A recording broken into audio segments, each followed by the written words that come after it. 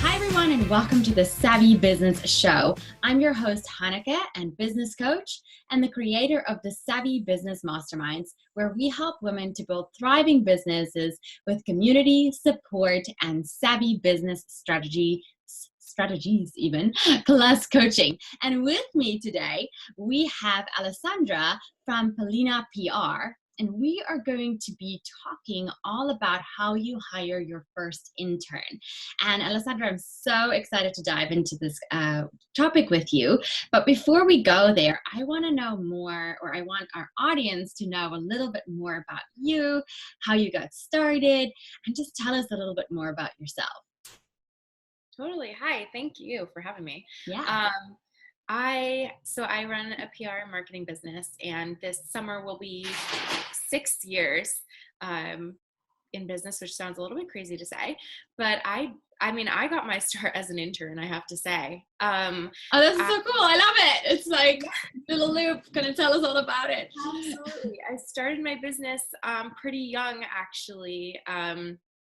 Because I had gotten so much good experience, like throughout college and just afterwards, between internships and then other opportunities that opened up after that, like because of them. So yeah, I've been doing PR and marketing now for again, a little, like almost 6 years, with businesses around the city mostly. My clients don't have to be local, but they tend to be often. So, which is really fun. I just love to help work with other businesses and brands to help promote their story in order to help them reach their goals. I love that. I love that.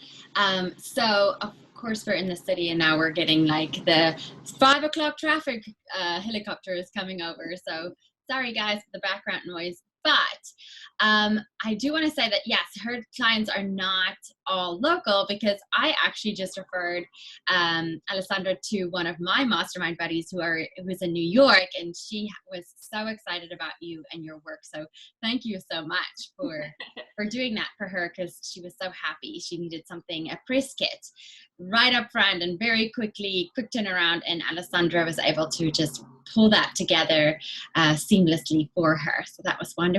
Now let's dive right into hiring your first intern. So I think the first question that people ask is like, how the heck, where do I even find interns? Like, where do I post to get interns? Like, where would you go first?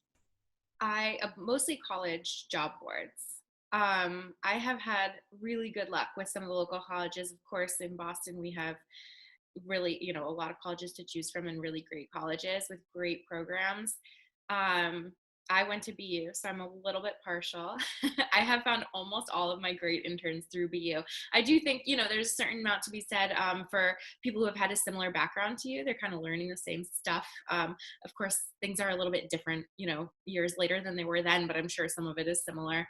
But yeah, I think pick a couple of colleges in your area. They don't necessarily have to be in your area too. It depends what kind of work you want. If you don't need to even have face-to-face time with the intern, a lot of stuff can be done on the computer or virtually, just the way a lot of people have virtual assistants. So you could even post to job boards that are schools that are not in your actual vicinity. But honestly, that's the number one. And I have had such good luck with that I honestly don't think I've ever hired an intern from somewhere else beyond a school job board, even though I know there are some other sites and things like that, just like there are the regular job board websites like Indeed.com and stuff. There are certain ones that are geared towards college students and internships. So you can do those as well. Yeah, I love that. Yeah. So the job boards, and then someone else the other day was saying how you can actually also call the, is it the job center that they have so I didn't go to school in the US, so this is totally new to me. So if I sound like I don't know what I'm talking about when we're talking about where to go with schools, I don't. I know the South African system pretty well, but not here. So, okay. So could you also just call, like, is there a job center at these schools? I have heard that you can do that too. There is, like, I know at BU there is a job, like there is a specific communications, in the School of Communications, there's a job center specifically for those students.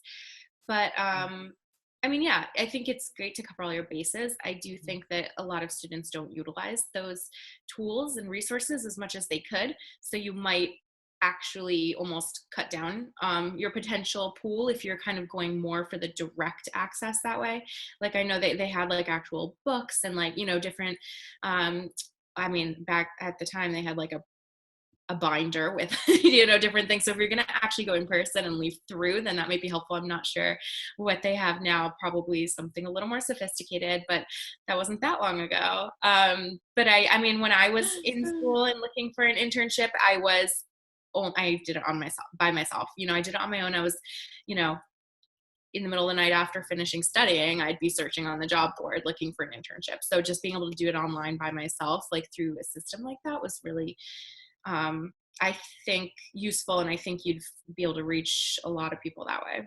And I think you just brought up a really good point, is that the real quick starter, which most people are looking for, and the savvy people are going to be online in this day and age. They're not necessarily going to be the people who run to the job center to say, I need something help, right? So good point there about actually just maybe going for the online job boards. That's so cool. Now, the other question that I had for you was, so obviously everybody is going to be looking for something different in an intern in terms of skills, but how would you go about if you were to hire an intern? What would what would be the things that you look out for, or the skills that you're looking for, or the general things that you must absolutely include in that job posting? I think you totally just touched on it with being like a self-starter, self-sufficient. For me, that's huge. I think that's one of the most important things for an intern. And of course, you know, sometimes people think they are that, or I think they can be that. So, you know, just because you put that in the description of the job doesn't mean you might end up with, you know, you have to also be able to kind of fill that out between, you know, having an interview or whatever you're going to do later on in the process, which we can get to.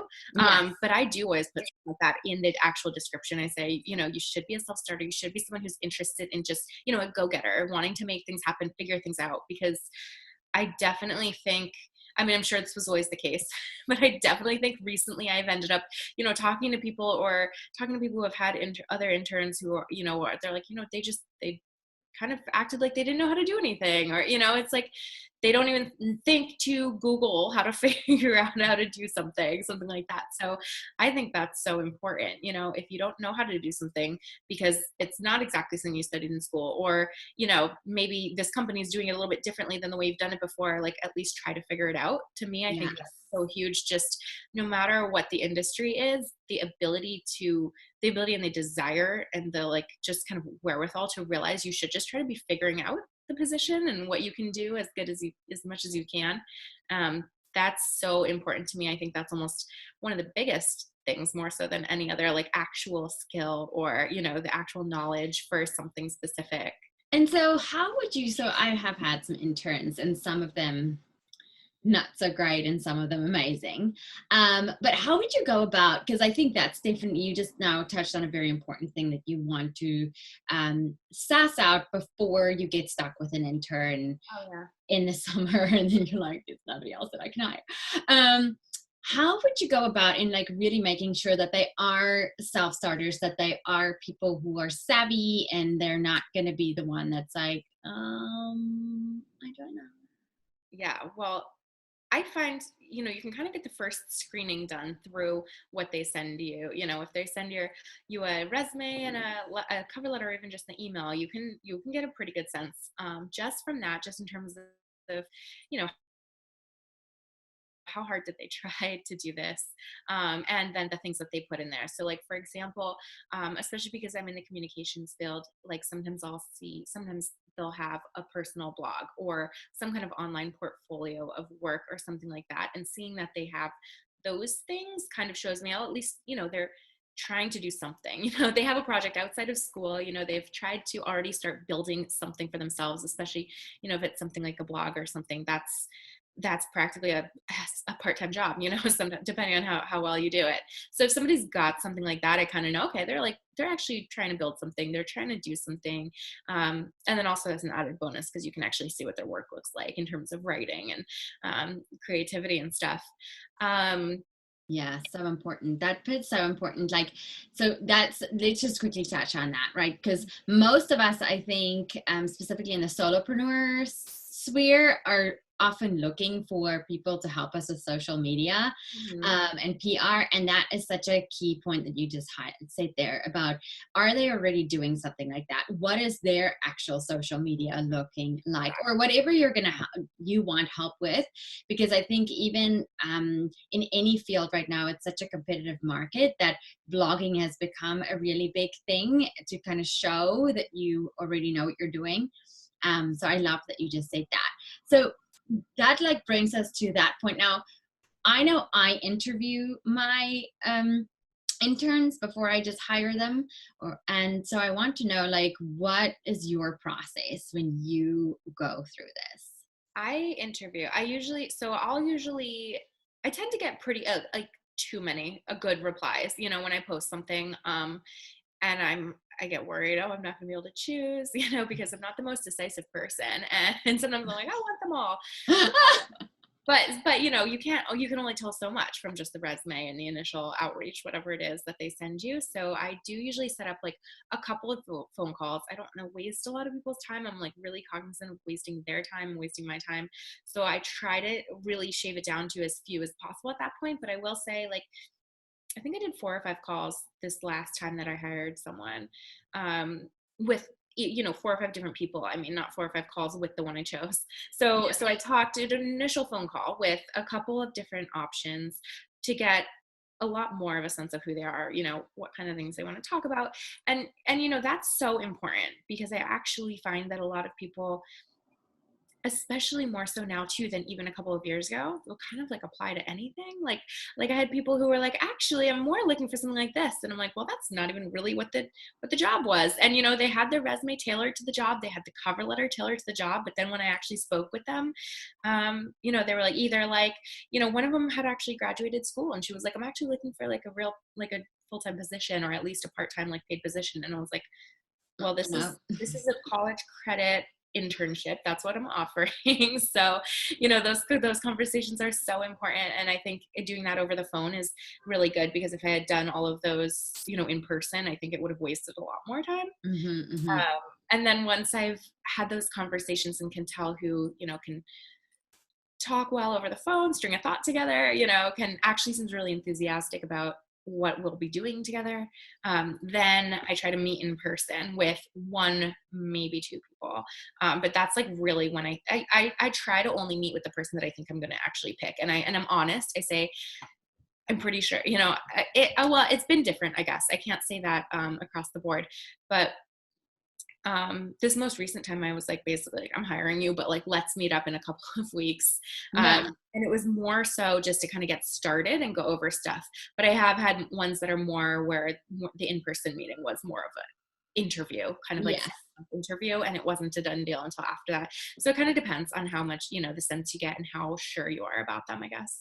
And so that what I want to highlight through all of this, and I know this is one-on-one for our listeners, but sometimes we get so busy and wrapped up and it's just an intern, like, you know, it's no big deal. We just need someone to help us quick. But really being prepared and knowing what you're looking for. So getting clear on what it is that you want. Of course, you're going to get to that by writing out what you want. But then also when you're in an interview with them, have some really concrete, good questions that either if you've hired a team before, you can kind of go, okay, these are the questions that normally give me good like a good read on people.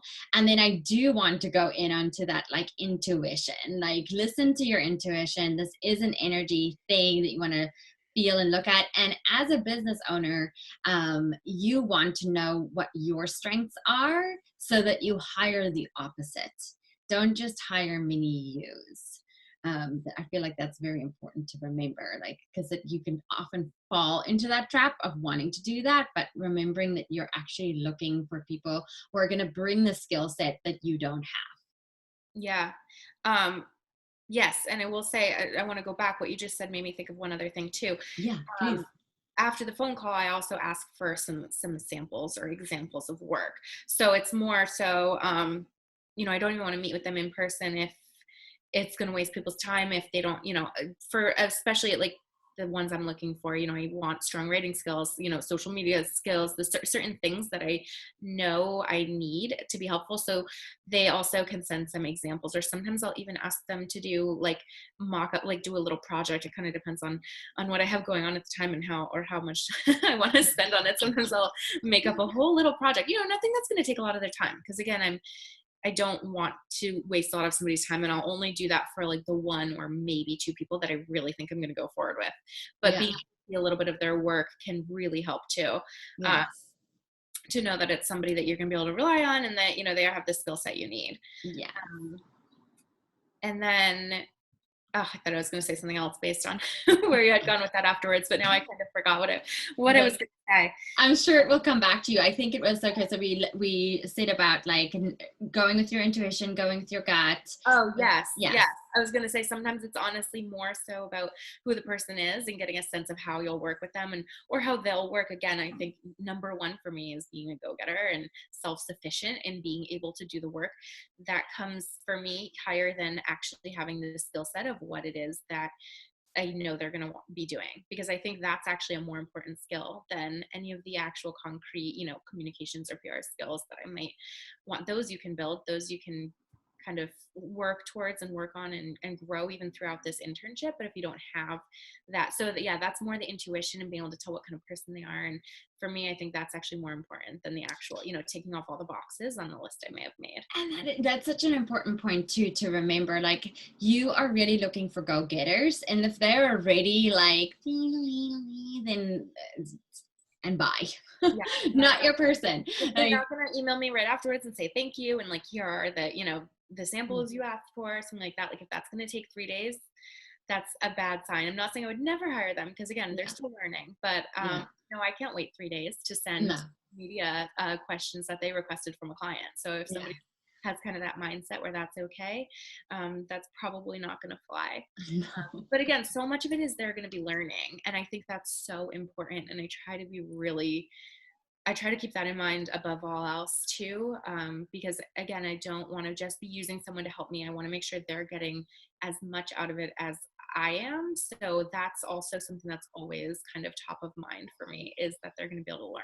So that actually now brings us to the next topic, or what that I want to dive into with you is so how do you train them, and how do you make sure that you're meeting that, because we're busy, right? Like, so for me, the way I train people normally is I have like an operations manual, and there are videos upon videos about how things are done, right? That's more for my admin people. But then like for you, for instance, like what is your base training, or what are your base training strategies, and how you make sure that these kids are getting what you're wanting from them, but also what they need out of you? I have this really simple document, which basically, outlines a couple things like, contact information and what your, hours are going to be, and these things. But then I have a couple questions on there too. Like, what are you really looking to get out of this internship? How, like, what are the skills you're looking to build, and how will you feel that you've had success in this internship? And I always have them fill that out at the very beginning. And I try to keep those things in mind throughout, and then to revisit it again towards the end. um, what I do, I mean, I don't have training videos or anything like that. I do think I try to structure things as much around them as possible. And for me, I think that's actually part of, making sure it is a symbiotic relationship and that it works together. And I go into it trying to be as kind of, I guess, as personal as possible. And I say, I want to be honest. I want you to be getting as much out of this as me. Just tell me what that is if and let me know, and just keep in constant communication about those things as we go. I'm going to ask you to do stuff. I'm going to show you how to do stuff. If there's something you feel you would enjoy doing more, or that you would get more out of, let me know. I'm happy to try to make that happen. Mm-hmm. Um, and I also kind of just ask at the beginning, what is it, how do you work best? this is how I work best and this is what I would like to do, but how do you work best? And try to kind of come together there so that, I Mm, mean, I will be honest, most of them, you know, if they're students, they think, oh, this isn't like, you know, a big internship. Like most of the time they say, oh yeah, whatever you want to do is fine. You know, like they'll, yeah. these are pretty verbal. I haven't learned Um, yet. but Yeah. I try to have them open up as much as possible in terms of like, you know, what will be best for you so that we can be working together as good as we possibly can. Yeah. Um, I love that. I haven't really thought about even asking that. As like, how do you enjoy working? Which now brings us to my next question, which is like, so how often do you tend to meet with your interns? Like, so obviously they're doing stuff with you every other day or however busy you are, but like, do you have certain meetings in place where you're like, okay, every first of the month we're all gonna hop on a call and talk about stuff? Do you do that's that? Well, yes. So I do try to. That's what I do like about having someone who's in the city, because I do like to do in person. I've done kind of all different styles and types. So I do think most of it, especially in my line of work, can be done virtually. You don't need to be spending an hour commuting every day. It's not worth it. So again, but that's why they have to be kind of a go-getter. They have to actually be doing the work when they say they're going to, because again, this is a little different than maybe, you know, a virtual assistant where it's their job and, you know, they kind of have it on a whole different level.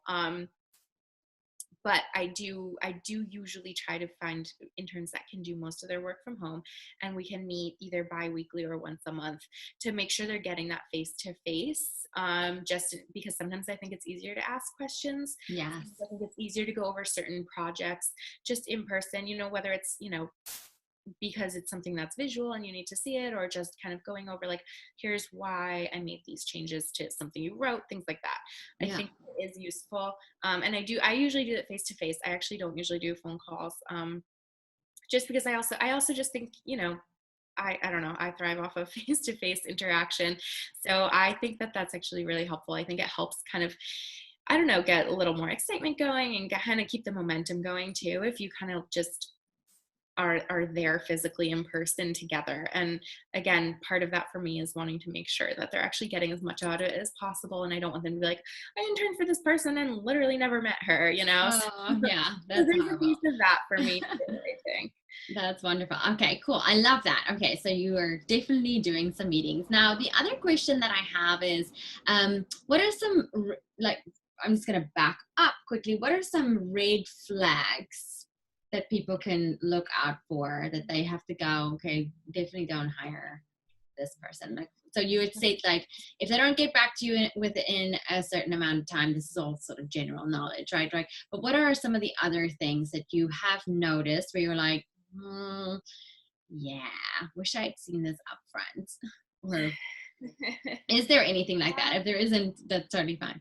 I'm trying to think of some of the things that would make me kind of have. So I've actually never hired someone and been like, oh, I wish I had known this about her before, or oh, I wish I had gone with someone else. Yeah. I think I've been really lucky, and or I think I am pretty good at reading the Yeah, I information. think that's more what it is. Like you have your process down. I think maybe, but I'm trying to think of what some of the things are of why I have not gone with certain ones. I will Hmm. say that I talked to somebody recently-ish who, you know, again, I do this for college credit, and I sometimes will give a stipend, and you know, there are certain perks depending on, you know, just because of what my clients are, you know, but I'm really clear and upfront about that because. I mean, that's huge, obviously.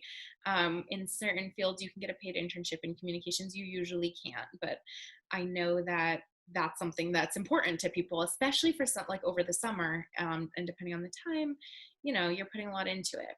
Yeah, that's So true. it's You true. want to like make sure that they're not.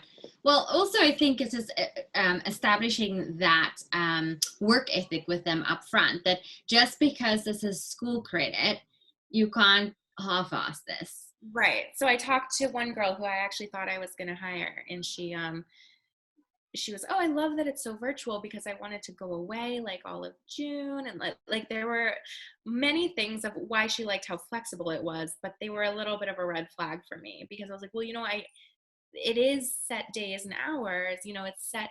And again, even with that, I'm pretty flexible. You know, if you're going to get this done, you know, at a different time, that's usually fine, as long as it gets done like by the day, whatever. But too much of that was a little bit scary to me. I was like, you know, this is a real job. I do need to know I'll be able to rely on you and count on you for those times, these projects. You know, feeling like this is a good job for you because you want to go on vacation the whole time is not really probably what's gonna be the best for us both.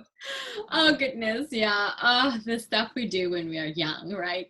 Yeah. I'm just thinking about her just saying this out loud. I'm like, no, you don't say that. Right. Bring that up after a couple weeks when you've shown that you can still get all this work done, even if you're not. Exactly. Or just ask, like, so what, you know, is there the opportunity to work virtually? Like, that's it. Like, don't go into too much detail. Yeah. She'll learn. All Yeah. right. So now I kind of want to switch gears. That was very helpful. Thank you so much for sharing all of that with us. But now I kind of want to switch gears to Pollina PR. And I know that you have a very exciting program coming out that's going to help people with their own PR strategies. So if you wanted to just please tell us a little bit what's it going to be called, like where can we get it? Yeah, that is going to be exciting. That's something a lot of people that I talk to are kind of like, I know I need PR, but I didn't build it into the budget for, you know, my new business. Or, you know, I know I need PR, but I think I can do a lot of it myself, which is true. So I'm like, yeah, there's no hidden secrets in PR. I think people are always like, oh, there's gotta be something about it that I just don't get. That's why like people pay thousands of dollars a month for it. But I'm perfectly fine with telling you that that's not the case. There is no hidden secret.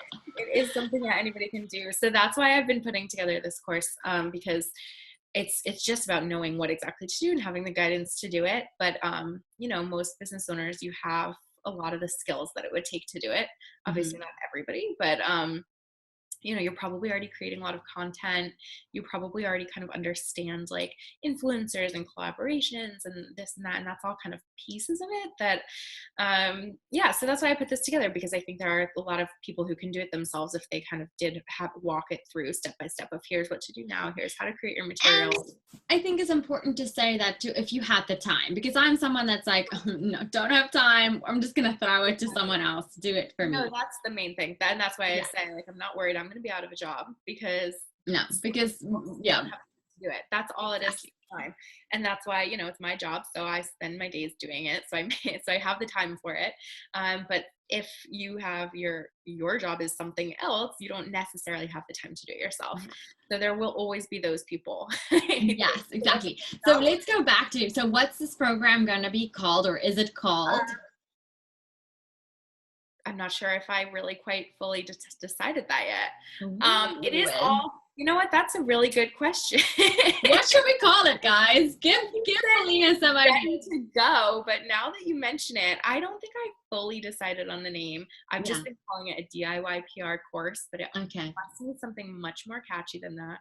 Thanks for being on the spot about that. I'm sorry. Well, it's going to be wonderful. I'm excited to like hear about it. So the reason why I know all about this, guys, just to give you the backstory, is that Pollina and I met at one of the Savvy Business Mastermind Nights Out that I hold mostly on a monthly basis. And she was telling us about this at this one of the mastermind nights out. So I'm excited for her to bring this to life. I've put her on the spot multiple times now. And it will be on my website. I will let you know as soon as I decide on the name. We might need to talk about that. Maybe you have some ideas. Yes, absolutely. People have such catchy names for courses these days. You can't just, you know, give it DIY PR. Yeah, no, definitely not. Definitely not. Well, we are going to, by the time you watch this video, guys, this course should be out. So we will definitely link Pollina. I always call you Pollina. Alessandra. We will link Alessandra's website in the show notes, and we will be sure to mention the name of the course that we will have by then. In the Mhm. meanwhile, if you need any PR help, then do reach out to Alessandra. And we are so grateful. Thank you so much, Alessandra, for spending your time with us today and for helping us through and navigating how to hire our first interns. It's very kind of you. Thank you for your time. And for the rest of you who are at home, we look forward to seeing you again next time. If you are brand new here, remember to pop us a question at the bottom, say hi, subscribe to YouTube if you're there, subscribe to the newsletter so you can get these to your inbox. And I look forward to seeing you again on the next Savvy Business Show. Bye-bye.